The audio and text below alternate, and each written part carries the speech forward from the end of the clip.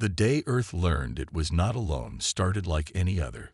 People went to work, children played in parks, and dogs chased balls. No one knew that aliens had been watching for years. Then they came.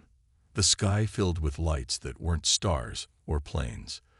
The ships were smooth and silver, like drops of mercury hanging in the air. They didn't attack. They simply waited. After 3 days, they sent a message to every screen on Earth. We are the Galactic Council. We come in peace to welcome you to the wider universe. World leaders met quickly. They needed someone to meet these aliens. They chose Ethan Collins, a diplomat known for his calm mind and kind heart. Ethan had one request: to bring his golden retriever, Buddy. A dog? The president asked. Yes, Ethan said. Buddy shows what makes humans special, our bond with animals. Plus, he's a good judge of character. The president nodded. Fine. You and Buddy will represent Earth. The meeting place was a field in Switzerland. Ethan stood tall as the alien ship landed. Buddy sat by his side, tail wagging slightly. 5 aliens stepped out. They looked almost like humans, but with pale blue skin and large dark eyes. Their leader stepped forward. I am Selnar, speaker for the Galactic Council. We represent 27 species across 113 star systems. Ethan bowed slightly. I am Ethan Collins, representing Earth. And this is Buddy. The aliens stared at Buddy with great interest. One of them whispered to another. You keep animals as companions? Selnar asked. Yes, dogs have been our friends for thousands of years. Selnar seemed puzzled. Interesting. Most species use animals for food or work, not friendship. Over the next few weeks, Earth learned about the Galactic Council. They were old and powerful, with technology humans could barely understand. They offered to share some of this technology if Earth would join them. Many of the alien visitors seemed kind. They asked questions about Earth's oceans, mountains, and animals. But others, especially the Vexari species, looked at humans like they were bugs. Humans are too young, a Vexari named Zorix said during one meeting. They still fight wars. They still feel anger. They are not ready. Ethan noticed how the other aliens bowed to the Vexari. It was clear who held the real power in the council. Strangely, all the aliens were fascinated by Buddy. They had never seen a relationship like the one between humans and dogs. Buddy became a star, with aliens asking to pet him and take pictures. Your animal seems quite intelligent, Selnar said one day. He is, Ethan replied, scratching Buddy behind the ears. But what makes him special isn't his brain. It's his heart. Dogs love without conditions. 1 month after first contact, the Council offered Earth a deal. They would give basic space technology and medical knowledge. In return, Earth would send students to learn Council ways and follow Council rules. Most human leaders wanted to sign right away. But Ethan wasn't sure.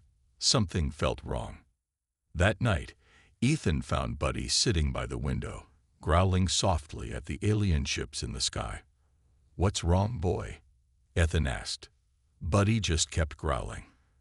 The next day, Ethan spoke with the council again. We are honored by your offer, he said, but we need time to consider. Zorix, the Vexari leader, narrowed his eyes. Do not delay too long, human. The council's patience has limits. As they left the meeting, Buddy stayed close to Ethan's side. The dog's tail, which usually wagged at everyone, remained still when the Vexari walked by.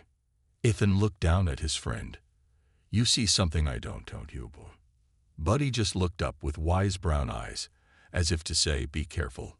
Ethan didn't know it yet, but both he and Buddy were about to change the future of Earth and the galaxy forever. A week passed. Earth's leaders agreed to sign the Council's treaty.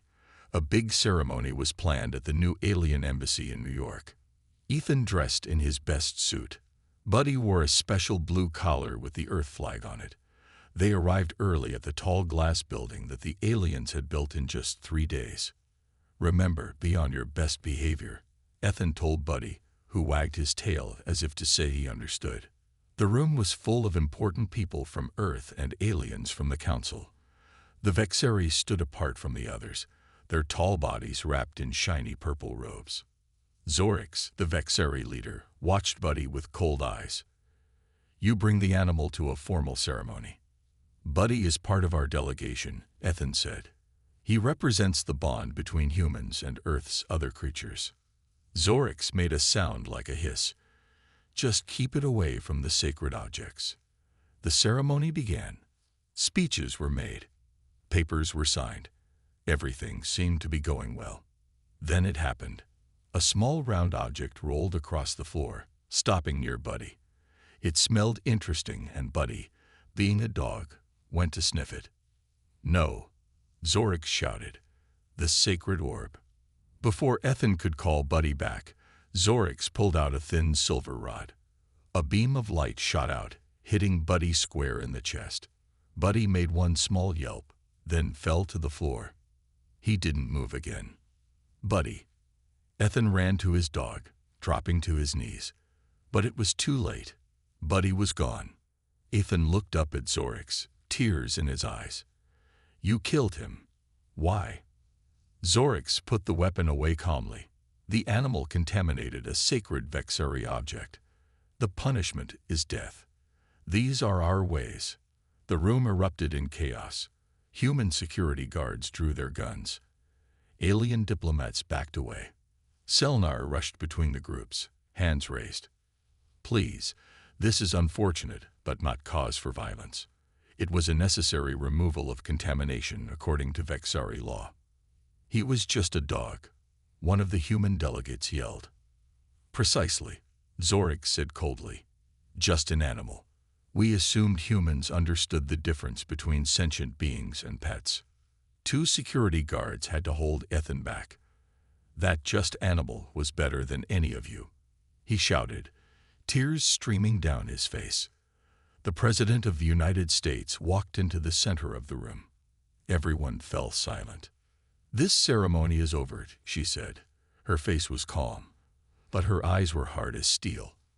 "I request all council members return to their ships until we can discuss this incident." Zorix bowed slightly. "As you wish, though there is nothing to discuss. Council law is clear."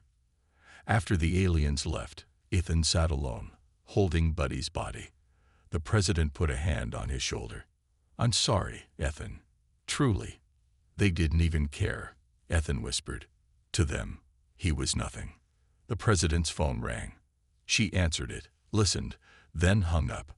Her face had changed. "What is it?" Ethan asked. "I need to go. There's an emergency meeting." She paused at the door. "Ethan, I promise you this. Buddy's death will not be forgotten." Later that night, in a secure room deep under the White House, the President met with military leaders. The screens on the wall showed satellite images of the alien ships. "They've shown their true nature," she said. "It's time we showed ours. Activate Protocol Cerberus." An old general nodded and opened a special case. Inside was a red button protected by a glass cover. He lifted the cover and pressed the button. Far away, hidden in the shadow of Neptune, lights began to flicker on across the hulls of 50 massive ships. Ships no alien knew existed. Earth's secret fleet was waking up. Admiral Samuel Brooks stood on the bridge of the U.S. Vigilant, the largest ship in Earth's secret fleet. For 30 years, he had waited for this day. Now it had come in a way no one expected, because of a dog. "Status report," he ordered. "All 50 ships powered up and ready, sir," said Lieutenant Grace Martinez. "Crews at battle stations." Sam nodded. The screen in front of him showed Neptune, big and blue. For decades, Earth had hidden its real work behind this planet. The aliens never bothered to look there. "Open the channel to Earth Command," Sam said. The President's face appeared on the main screen. "Admiral Brooks, the time has come." "Because they killed a dog?" Sam asked, though he already knew the answer. "That dog showed us who they really are," the President said. "They don't see us as equals. To them, We're just another species to control, maybe even to use later. Sam understood. He reached into his pocket and pulled out an old photo. It showed a younger version of himself with a black Labrador named Max. 20 years ago, we found out aliens were taking Earth animals for tests, he told Grace, who stood nearby. My dog Max disappeared. A week later, I found him in the woods, cut open and put back together wrong. That's when I joined this project. Grace looked surprised. I didn't know. Few people do. The public thinks Roswell was just a crashed ship, but it was our first contact. Since then, we've been careful, watching, and learning. Sam put the photo away and turned back to the president. What are our orders? Move the fleet to the dark side of Earth's moon. Stay hidden until I give the order. Sam saluted. Yes, Madam President. After the call ended, Sam walked to the window. The ships around him were beautiful, with smooth lines and powerful engines. They looked simple from the outside, but inside was technology the Council didn't know humans had. How did we build all this without them knowing? Grace asked. Sam smiled a little. After Roswell, we found more than just a crashed ship. We found a survivor. She didn't agree with the Council's plans for Earth. She helped us understand their technology. The fleet moved silently away from Neptune, faster than any human ship was supposed to go. The aliens had lied about many things, including how fast ships could travel. Earth had learned the truth. Back on Earth, the news of Buddy's death spread quickly. People were angry. They'd put flowers and dog toys outside the alien embassy. Some held signs that said, "Justice for Buddy," and "Earth stands together." In a lab under the Pentagon, scientists worked quickly. Dr. Alan Wade looked at the tissue samples they had collected from alien visitors. "Have you found their weaknesses?" asked General Patricia Rogers. "Yes," Alan said. "Their biology is different from ours in important ways. They're vulnerable to things that don't harm us." Patricia nodded. "Good. That might save lives. Our lives, if this goes bad." Meanwhile, Ethan sat in his apartment, looking at photos of Buddy. His phone rang. It was the president. "Ethan, I need you at the White House," she said. "There's something you should know about our history with the Council." "What history?" "We just met them." "That's what they wanted us to think," she said. "But we've known about them for almost 80 years. And we've been preparing." "Preparing for what?" Ethan asked. "For what happens when someone kills your dog," the president answered. "Come now. It's time you learned the truth." As Ethan drove to the White House, the alien ships above Earth continued their normal patterns. They had no idea what was coming. They had no idea that humans don't forget when someone hurts one of their own, even if that one is just a dog. The White House war room was filled with screens showing the alien ships above Earth. Ethan sat at a long table with the president and her top advisors. "For 80 years, we've known they were watching us," the president said. "We played dumb. We acted like we were just figuring out space travel. All while we built our real fleet in secret. Why didn't you tell people?" Ethan asked. "Panic. And we weren't ready to fight back if things went wrong." A woman in a Navy uniform stood up. "I'm Admiral Lisa Chen. We've had spies in their ranks for decades. Some alien species don't agree with how the Council treats lesser races like us." Ethan shook his head. "This is a lot to take in." "We need you, Ethan," the president said. "You're going to meet with the Council one more time. Try to solve this peacefully. After what they did to Buddy. Yes, we hope for peace, but prepare for war." The next day, Ethan met with Ambassador Kelsey Williams. She would go with him to the final meeting. "I've worked with the Galactic Council for 15 years in secret," Kelsey told him. "Not all of them are like the Vexari. Some might help us." The meeting took place on the Council's main ship. Zelnar greeted them, but Zorik stood in the center of the room, clearly in charge.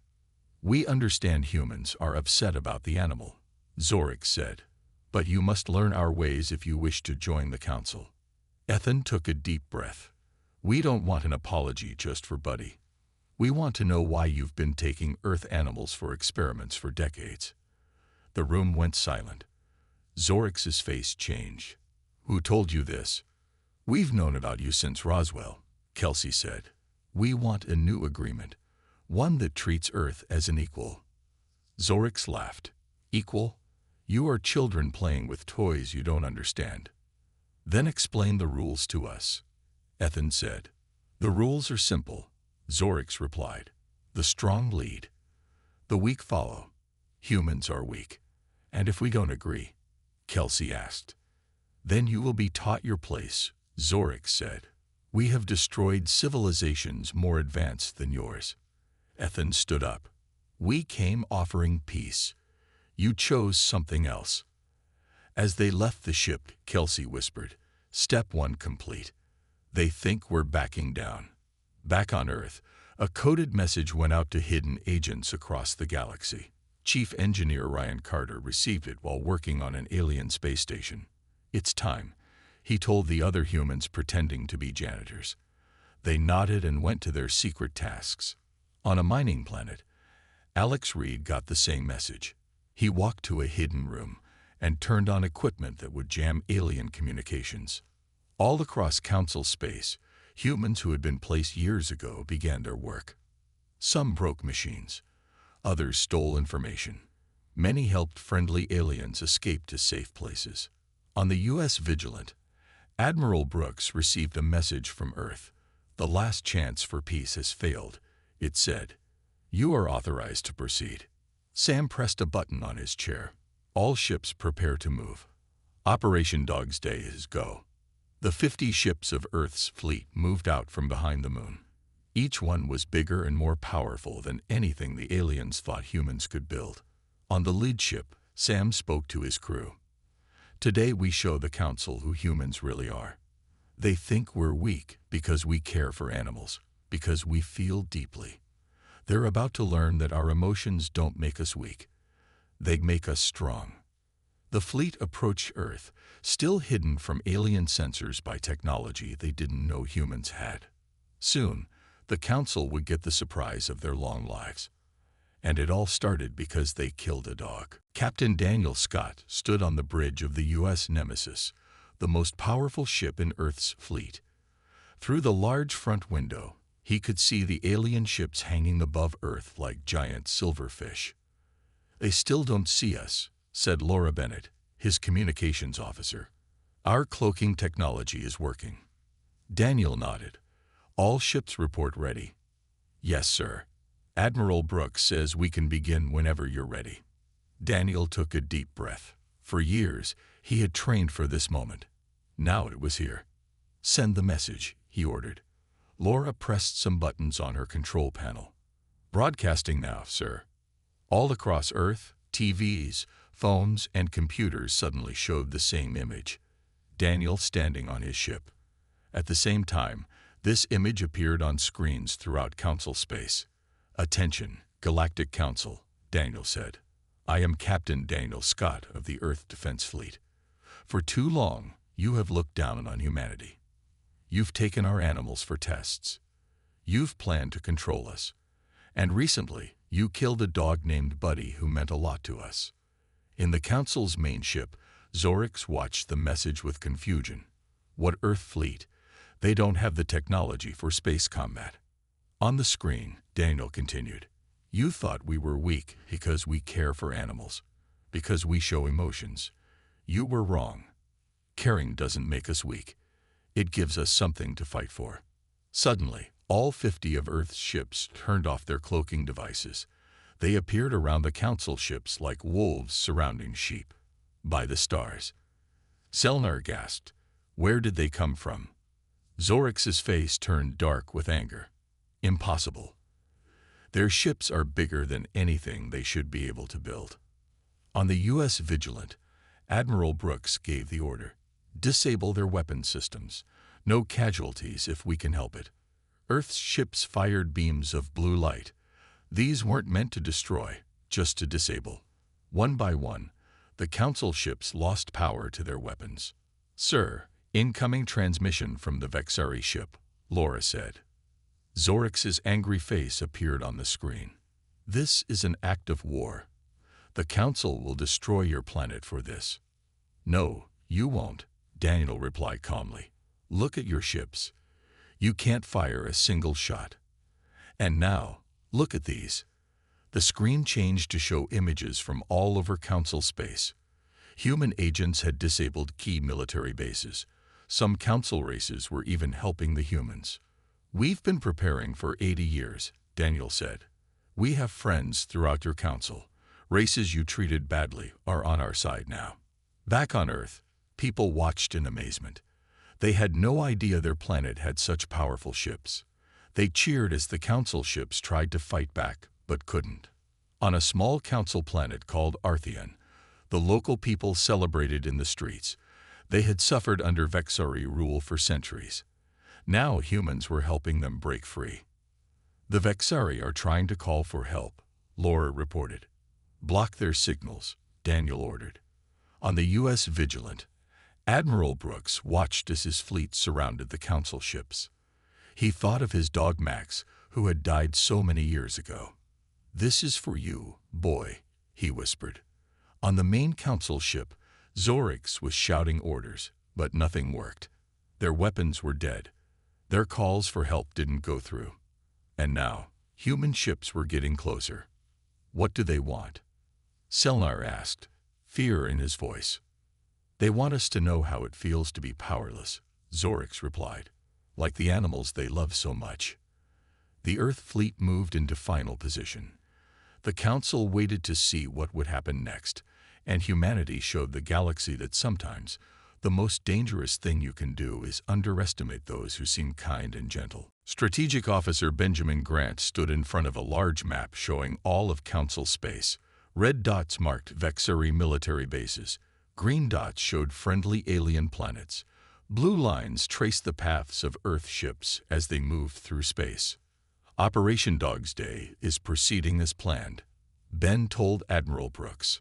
Our first strikes have disabled 70% of Vexari military installations. San nodded. Any resistance? Some, sir. But our intel was good. We knew exactly where to hit and when. On a Vexari military moon, Earth ships fired precise shots at weapon towers and communication centers. The buildings fell without harming any of the aliens inside. Earth wasn't here to kill. They were here to stop the bullies of the galaxy. Commander Nickel Foster led a team of soldiers onto a secret research station. They moved quickly through the halls, their boots making little sound. They wore special suits that blocked Vexari sensors. Life signs ahead, said one soldier, looking at a small screen on his wrist. Nickel held up her hand, and the team stopped. She peeked around a corner and saw 2 Vexari guards standing in front of a door. Non-lethal rounds only, she reminded her team. Then she stepped out and fired her weapon. The guards fell to the floor, asleep but not hurt. Nickel used their hand to open the locked door. Inside were cages. In the cages were animals from Earth. Dogs, cats, birds, even some monkeys. All had cuts and strange devices attached to their bodies. The animals looked scared and sick. My God, Nickel whispered. They'd been doing this for years. One of her soldiers, John Perry, knelt by a cage with a beagle inside. The dog's fur was patchy, and it had a metal plate on its head. Why would they do this? John asked, his voice shaking with anger. Because they don't think animals matter, Nickel said. Now let's get them out of here. As Nickel's team freed the animals, more Earth ships arrived at key points around Council space. They targeted the Vexari, but left other alien species alone. On the planet Caladari, the local aliens watched as Earth ships chased away Vexari forces. For the first time in 1,000 years, the Caladari were free. The humans are not what we thought, said their leader to his people. The Vexari told us humans were dangerous because they cared for lesser creatures. Now we see that this caring makes them protect all life, even ours. Back on the U.S. Nemesis, Captain Scott received a message from fleet technician Joshua Martinez, who was working undercover on a Vexuri base. "Captain, I found something terrible," Joshua said, his face pale on the screen. "The Vexuri have a weapon pointed at Earth. It's powerful enough to destroy the whole planet." Daniel felt cold fear in his chest. "How soon can they fire it?" "They're warming it up now. We have maybe 12 hours. Daniel called Admiral Brooks right away. "Sir, we have a problem." As Sam listened to the news, his face grew hard. So that was their backup plan. If they couldn't control Earth, they'd destroy it. "What do we do?" Daniel asked. Sam thought for a moment. "We go to the source." It's time I had a talk with High Commander Zorix. On Earth, people watched the news as reporters tried to explain what was happening. Some were scared, but most felt proud that their planet was standing up to bullies. In a small apartment, Ethan Collins watched too. He held Buddy's collar in his hand. "We're making things right, boy," he whispered. Little did he know that the fight was far from over. The Vexari were cruel, but they were also smart. They had plans within plans, and Earth had just 12 hours to stop them from turning their world into dust. Admiral Brooks walked alone onto the main council ship. He wore no weapons. He didn't need any. Earth ships surrounded the council vessel, and human agents were already inside. 2 Vexari guards led him to the council chamber, a large room with a round table. Representatives from different alien species sat around it. Some looked afraid. Others seemed angry. A few appeared relieved, as if they had waited for this day. Zorix stood at the head of the table. "Admiral Brooks, you come to us as a criminal. I come to you as the voice of Earth," Sam replied. "And I have questions that need answers." "You have no right to question us." "We found your weapon," Sam said calmly. "The one aimed at Earth. We found the animals you've been taking and torturing for decades, and we know you plan to make humans your servants, not your partners." Murmurs spread around the table. Many council members looked shocked. They didn't know about these things. "The Vexari have led this council through lies," said a small blue alien. "I, Kelmer of the Arthean, stand with Earth." "As do I," said another alien with 4 arms. "The Kalidari support humans." Zorix slammed his fist on the table. "Traitors, all of you." While this meeting happened, a second battle took place far away.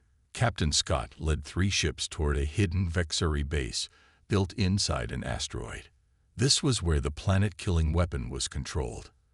"We need to shut it down from the inside," Daniel told his crew. "Once we land, we'll have 10 minutes before they can activate manual firing." The Earth ships landed in the base's docking area.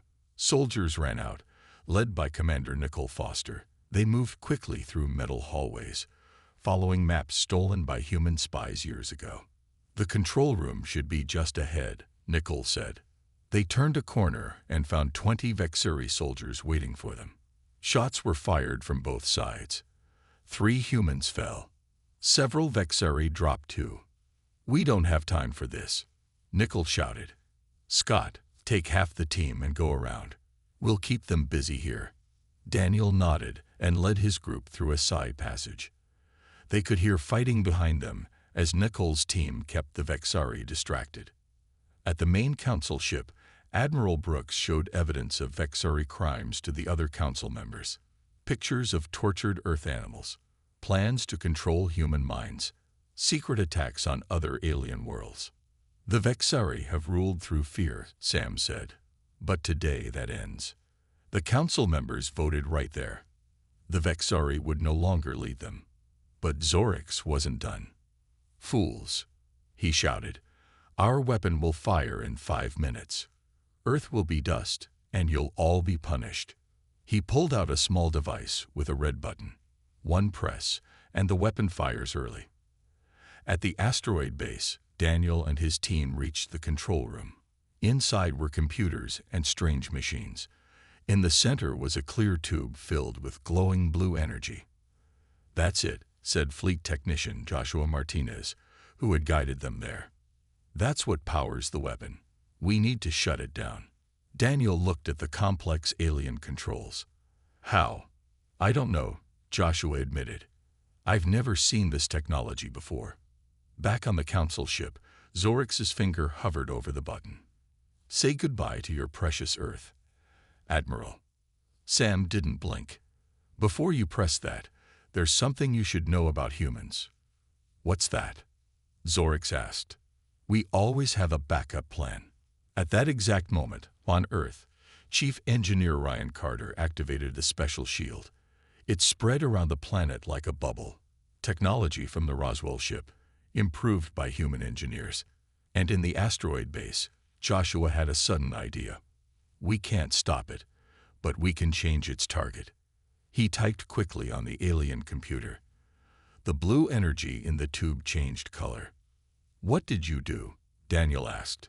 Joshua looked up with a grim smile. I redirected it. The weapon will fire, but not at Earth. Zorix pressed the button with a cruel smile. Your planet is finished. Nothing happened. His smile faded. What did you do? He demanded. Admiral Brooks stood tall. As I said, we always have a backup plan. On the view screen, they all watched as the weapon fired. But instead of hitting Earth, the beam shot toward a small, empty moon. The moon exploded into dust. Target change, Sam explained. And Earth is protected by a shield anyway. Zorix screamed with rage and lunged at Sam. But the Admiral was ready. He stepped aside, and Zorix fell to the floor. Guards quickly surrounded the Vexeri leader. You could have killed me, Zorix said, looking up with hate in his eyes. Why didn't you? Because that's how humans differ from you, Sam replied. We know when to stop. In the asteroid base, Daniel and his team cheered as they saw the weapon fire harmlessly. We did it, Nickel shouted, hugging Joshua. Earth is safe. They made their way back to their ships, helping injured teammates. As they flew away, Daniel ordered one final shot at the base's power center. The entire asteroid went dark, the weapon permanently disabled. On Earth, people celebrated in the streets. News reports showed council ships now flying alongside Earth vessels. The Vexari were removed from power. Other alien races, like the Arthean and Calidari, were working with humans to form a new alliance. 1 week later, a ceremony was held in New York. Representatives from 20 alien species joined Earth's leaders. Together, they signed a new galactic charter. Today marks a new beginning, the president said. Earth joins the galaxy not as a junior member, but as an equal. And we bring our values with us. Respect for all life, even the smallest among us. Ethan Collins stood near the back of the room. He still missed Buddy every day. But now his dog's death had changed the galaxy for the better. After the ceremony, Admiral Brooks found Ethan. I have something to show you, he said. He led Ethan to a garden outside the building. There, a small statue had been placed. It showed a golden retriever with a friendly face. Buddy, the plaque beneath read, in memory of Buddy and all Earth creatures who suffered. Their pain was not forgotten. Ethan wiped tears from his eyes. Thank you. Sam put a hand on his shoulder. One more thing. Come with me. They drove to a small farm outside the city. There, Nickel Foster was helping care for the animals rescued from Vexeri labs. Most were still recovering, but a few were doing well. A golden retriever puppy ran up to them. This is Star, Nickel explained. Her mother was in one of the labs. DNA tests show she's related to Buddy, a distant cousin from the same bloodline. The puppy jumped around Ethan's feet, tail wagging just like Buddy's used to. Would you like to take her home? Sam asked. Ethan knelt down and the puppy licked his face. Yes, I would. On the ride back to the city, Ethan held Star in his arms. Buddy would have liked you, he told the puppy. From space, Earth looked different now. Ships from many worlds visited freely. The shield remained, not for protection, but to demonstrate human technology. And in orbit, a space station was being built where all species could meet as equals. Admiral Brooks stood on the U.S. Vigilant, watching this new activity around his home planet. Lieutenant Grace Martinez joined him. "Do you think the Vexari will try again someday?" she asked. "Perhaps," Sam said. "But they'll remember what happened when they killed a dog, and so will everyone else in the galaxy." He looked down at Earth, beautiful and blue. "They thought our love for animals was weakness, but it was our greatest strength. Because anyone who can love a dog can learn to love other species too, even aliens." On Earth, in Ethan's apartment, Star curled up in Buddy's old bed. Beside it stood a picture of Buddy wearing his special collar. The galaxy had changed forever because of one dog, and Earth had found its place among the stars, not through conquest, but through caring.